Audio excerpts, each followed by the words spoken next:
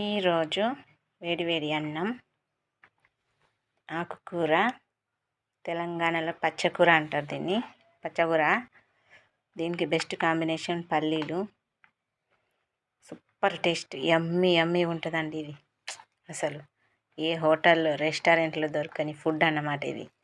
మన చేత్తో మనం అప్పటికప్పుడు ప్రిపేర్ చేసుకొని వేడివేడిగా తింటే ఆ టేస్టే వేరు. చూడండి, చాలా బాగుంటుంది. ఇట్లా మీరు ఎప్పుడైనా తిన్నారా?